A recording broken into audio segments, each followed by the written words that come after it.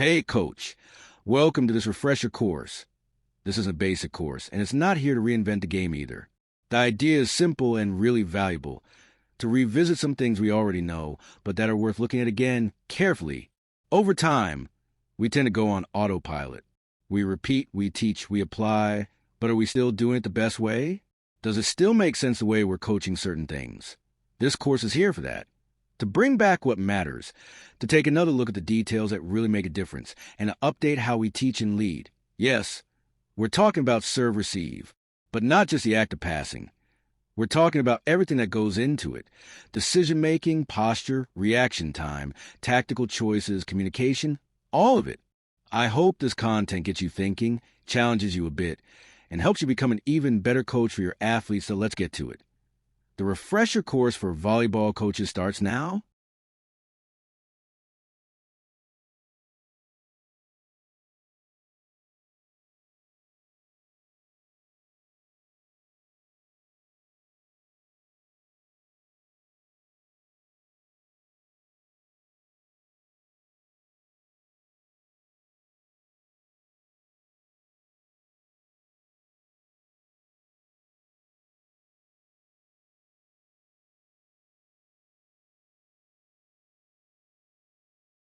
Welcome to Module 1 of our course. In this part of the training, we're going to explore the fundamentals in isolation, starting with one of the most important and misunderstood skills in the game, serve-receive. This module will help you understand the technical and tactical demands of serve reception, why it's so challenging, and how to coach it more effectively. Let's start with a simple stat. Side-out represents 55% of all action cycles in volleyball. That's more than defense, free balls, and attack coverage combined. Its average efficiency, around 60%, is directly connected to winning. So mastering side-out is essential if you want consistent team performance. In 1984, Doug Beal made a major change. He introduced a two-passer system using Karch Kiraly and Aldis Berzins, two of the most reliable passers in the world. This specialization changed the way teams structured offense, blocking, and reception. Team USA dominated the world for the next 4 years, and volleyball evolved forever. When we talk about reception, we need to separate two things that are often confused: technique and skill. Technique is about the mechanics, how the player performs a gesture. Skill is about using that gesture to solve a problem. Under pressure, with timing and intention, a player may have great technique, but if they can't read the game or decide quickly, they don't have the skill. Real learning happens when we connect both.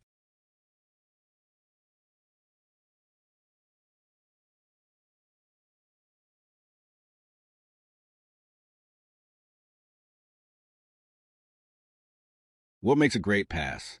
Let's break it down. A solid platform, flat, firm, and quiet. Efficient movement before contact, with eyes tracking the ball. A stable base, ready to move in any direction. Proper footwork based on the ball's trajectory. And finally, a still body at contact, so the ball can be passed in system. In women's volleyball, the forearm pass is a preferred technique. In men's volleyball, players often use overhead passes and defensive stances. But technique always depends on one thing: the speed, angle, and contact point of the ball. And when the ball is outside the ideal zone, you need to go beyond the basics. That's when we use lateral steps, lunges, dives, kneeling platforms, and sprawls. Let's break down the ready position. The foundation of effective serve-receive. The body should be slightly low with the head stable. Right arrow, the trunk leans slightly forward and the knees are slightly flexed. Feet are flat on the floor, slightly wider than shoulder width, and knees flexed. Weight is slightly forward over the balls of the feet, allowing quick movement in any direction. The trunk leans forward with the arms relaxed at hip level. Right arrow arm should be almost fully extended in front of the body and positioned naturally alongside the hips. For jump serves, arms can be held slightly farther forward to reduce reaction time. Forearms should be just off the hips. Thumbs up. This speeds up platform formation. Receivers face the server directly. Why? Because it gives the best angle to track the serve and anticipate trajectory. For float serves, players start shallower. For jump serves, a slightly deeper stance gives more reaction time. Taller athletes or passer hitters often take a shallower position to maximize coverage. And always remember, ready position must feel comfortable and mobile, not rigid. One last note, your starting point on the court must follow rotational rules. A float serve at 35 miles per hour reaches the receiver in about 1 second. A topspin serve, even faster. Now think about this. The human body takes between 0.25 and 0.37 seconds just to react. That means by the time the athlete starts moving, almost half the flight time is already gone. Let's compare. Usain Bolt, world record holder in the 100m, takes about 4.28 steps per second, but he runs straight with no obstacles toward a stable, predictable goal. A receiver in volleyball doesn't have that luxury. The ball changes trajectory, spins, floats, and the athlete still has to get there in time. Based on physics and physiology, they have just 2 to 3 steps max. So every detail matters. Reaction speed, stance and foot positioning, visual tracking, direction of the first step, forward movement is the most efficient. Backward or lateral takes longer, and control is reduced. The server's position also matters. A line serve travels a shorter path, about 61 feet. A cross-court or deep serve covers more, around 67 feet, often arriving faster and less predictable. Even the starting position of the feet changes a response. Feet parallel, better lateral reaction. 1 foot slightly in front, faster forward or backward, but harder to move sideways on that side. So, if you were the coach, how would you position your athlete's feet and why? Tracking the ball begins before the serve is even made. The receiver should start by reading the server's body language, stance, toss, arm motion, and how close or far they are from the baseline. These clues reveal important information: the possible speed, spin, and direction of the serve. The goal is clear: minimize the distance moved, and move efficiently. That means wait to see the ball's trajectory before reacting. Use shuffle steps for lateral movement. Use a drop step for moving backward. Step toward and behind the ball. Whenever possible, especially on jump serves, move quickly to reach the contact point before the ball does. Keep the head steady. Start low, stay low. That helps visual tracking and keeps your reaction smooth. Form the platform while moving. Don't wait. Your body should move behind the ball on a horizontal plane. Stay stable. Avoid vertical bouncing. This allows your vision, the ball, and the setter to stay aligned. Now focus on arms and shoulders. Move the arm behind the ball and rotate your shoulders toward the target. Maintain a wide base with weight slightly forward on the balls of the feet. Face the ball. Track the ball. Angle the platform. As you reach position, use a break step to adjust. Place the foot closest to the target slightly forward. The other turns slightly outward. You don't always need to stop. Often, it's better to keep flowing. The hands usually come together when the ball is halfway to the receiver. That's about 0.3 seconds after contact. Arms move faster than the body. So don't tuck them inside the knees or stretch them out in a cross. They should be ready, slightly extended and outside the hips. In cases where the ball floats behind you, stopping may not be possible and shouldn't be forced. Check your shape. Elbows slightly away from the torso. Arms forming near 90-degree angles. Parallel with knee flexion. Torso leaning forward. Head and knees aligned vertically. To angle the platform properly, position the hands in front of the opposite knee of your intended target. Police Scarlet Red Alert. Common mistakes include moving with the platform already formed, reacting too early, or losing alignment mid-movement. Train to fix these habits. Let's dive into the platform, one of the most critical tools in serve-receive. A good platform acts like a wall. It's what shapes the arc, the angle, and the direction of the ball. Your forearm should be flat and firm, wrists and thumbs aligned, pointing forward. This creates a solid, wide surface to control the ball.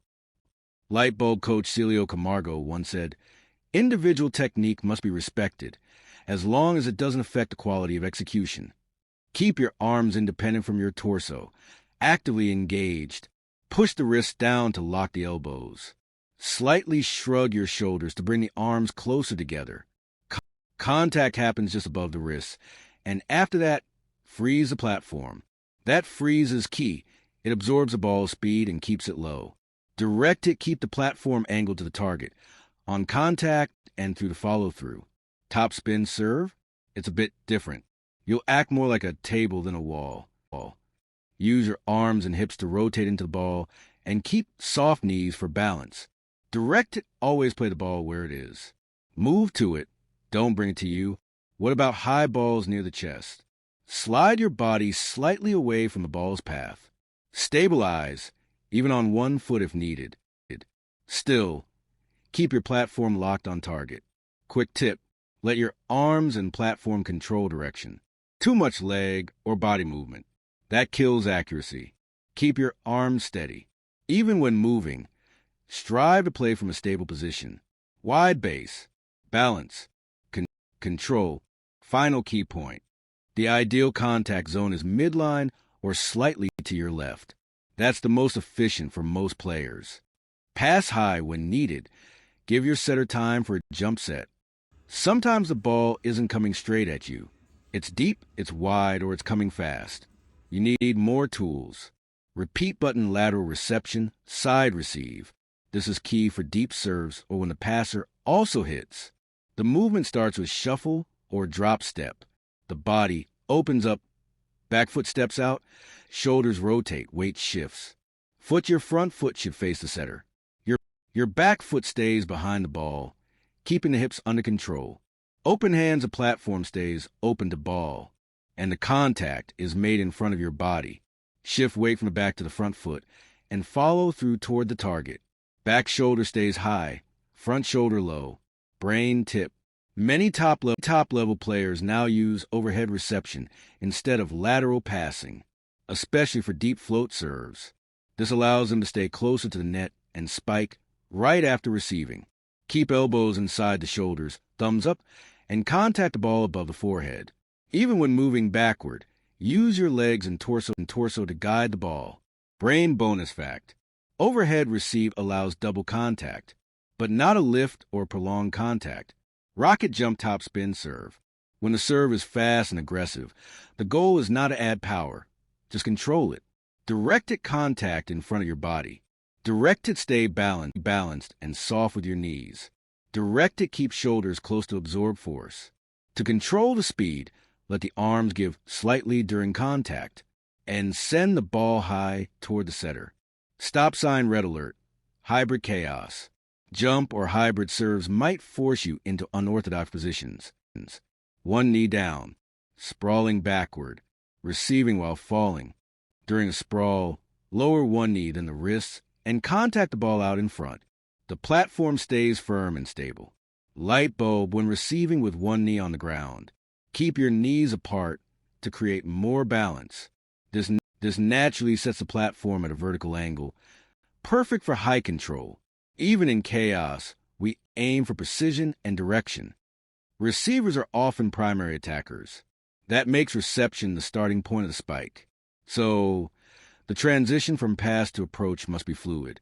Woman running use, walking footwork, slow to fast, to time the movement. Good drills should include both before and after the reception. Key reminder. Finish the reception before shifting into attack mode. Starting the approach too early usually ruins the pass. Push pin cue. Receive first, then spike.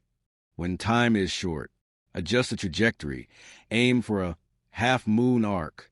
Use smarter footwork to close the distance quickly, and stay balanced. Receiving net serves. Under current rules, let serves are in play. If the ball touches the tape and crosses, it's live. Keep your eyes on the ball, even if it clips the tape. React fast, adjust, and send it to the target. Push pin note. Most let serves are playable. Missed balls usually happen from lack of attention, not bad luck. This is why the setter should face the net during transition, ready to act. Expose strengths, hide weaknesses. Use stats and observation to identify your strongest passers. Primary passers should cover the largest, usually central, zones. Secondary passers, smaller areas. Simple. If a player struggles with reception, adjust. Let stronger teammates cover more space. Smart systems protect weaknesses and highlight strengths. Court positioning and serve types. Clearly define who's responsible for each ball. Start left to right, based on passing ability. Choose your formation based on the server. Use 2, 3, or even 4 passers. Facing a fast serve down the line, shift receivers closer together. That opens space for cross-court players who have more time to adjust. And don't forget, the seams, the space between passers, must be clearly assigned, because that's where confusion happens and the ball drops. System adjustments and leadership. Make changes as needed. Assign roles to manage transitions and positioning. Track and evaluate performance by rotation. Points won and lost. FBSO, first ball side out, efficiency. Passing accuracy stats. Communication is everything. Positioning must match the plan. Everyone needs to be on the same page. Always remember, attempt tactically what you can execute technically. Effective communication is the key to flawless execution. Most errors don't come from lack of skill. They come from hesitation, silence, or mixed signals. That's why players must talk before, during, and after the play. The back row leads the communication. Each receiver must know their zone, their adjustments, and the game plan. Positioning must match the system designed by the coach. A great team doesn't just pass well. It communicates with purpose. The libero is the captain of the reception. They have unlimited entries and should cover as much court as possible. Their job is to read the serve, lead the formation, and adjust quickly. A great libero prioritizes serve-receive, not just defense. After the pass, the libero must move out of the way and help organize the next play. They should also be ready to act as a second setter, especially when the first pass goes behind the attack line. Quick movement and smart decision-making allow the team to stay in system, even on difficult plays. The libero usually replaces the middle blocker in the back row. However, depending on team needs, the coach may have the libero replace another player or not use a libero in some rotations. If the libero substitutes for multiple players, they must stay off the court for at least one rally before returning. The libero's impact depends on their ability to receive, lead, adjust, and support offensive transitions. Role the passer hitters. Passer hitters, together with the libero, are responsible for providing the reception that forms the foundation of the team's offense. While the libero usually leads a reception, an experienced passer hitter may take on this role when needed. Roles among passer hitters often differ. One may focus more on passing, while the other prioritizes attacking. These roles can shift depending on team dynamics. A player may act as the primary receiver or the primary attacker, depending on the rotation and matchup. Passer hitters must train in all possible combinations to ensure effective communication with every teammate in any game scenario. The middle blocker's role in reception, narration text. Middles don't usually receive, but sometimes they must, especially on short serves or when the ball clips the net. They should be ready for short floaters and let serves in front of them. The goal, reduce pressure on passer hitters.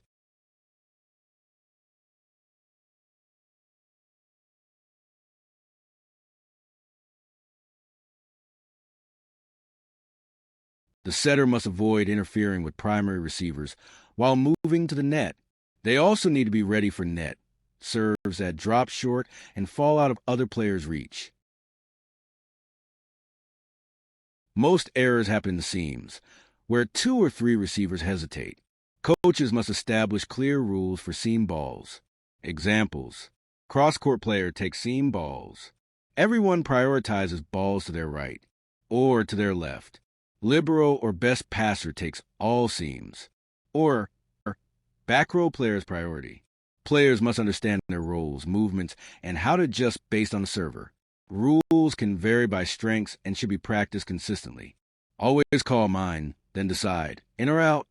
The primary goal of reception is to give the setter a chance to run the offense. A good pass puts the setter in system, where they can run fast plays and create 4x3 or 5x3 advantages against the block. A poor pass takes away this advantage, giving blockers equal or better odds. Putting the setter in system allows jump sets and faster tempo. Offensive priorities. Use team strengths. Hide team weaknesses. Be flexible. Control time and space. Reception is a foundation of all offensive systems. Coaches must decide who receives in each rotation, how many players receive, whether to use a libero, and how. Watch the server's toss. A high toss usually means a powerful serve, jump or float. A low toss signals a short or controlled serve. Check the body posture. If they lean back, expect deep. If they lean forward, prepare for short or line. Read the ball's flight. A wobble means float. Stay firm and square. Spin means top spin. Get ready to pass high. Look at body direction. Their angle and pass rotation can predict the serve. Are you aligned or diagonal? Adjust to stay ready. The perfect pass is one that allows the setter to use all attackers at any tempo, fast or slow, and even give them the option to jump set, both as a strategic and technical decision. This outcome depends on precision. But our goal is to come as close as possible to what we call a mechanically perfect pass, because that makes precision easier to achieve. Watch the following videos carefully. Focus on the starting posture, the movement of the legs, and how the platform is introduced at the right moment with the correct angle. In volleyball, errors are often followed by frustration from coaches, players, and even fans. But the real question is, what should we do about those errors? Let's begin by understanding that errors happen for different reasons, and their order of relevance changes depending on the athlete's age or training stage. At the professional level, most errors stem from three sources: mental, strategic, and technical. To deal with errors effectively, we follow 4 essential steps. Detect what happened. Classify what type of error was it. Identify the cause. Why did it happen? Find the solution. What can we do about it? This is the focus of this slide. How to respond to errors constructively.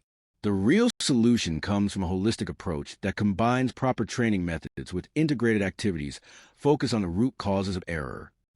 You made it! In this first module, we explored everything that matters in serve-receive, from body position and footwork to roles, communication, reading cues, and smart decisions under pressure. You saw how reception connects to the entire game, how players work together, and how every pass creates an opportunity or problem. Thanks for staying with me through all of it. If you've come this far, you're ready to move on. Great job. Let's keep building.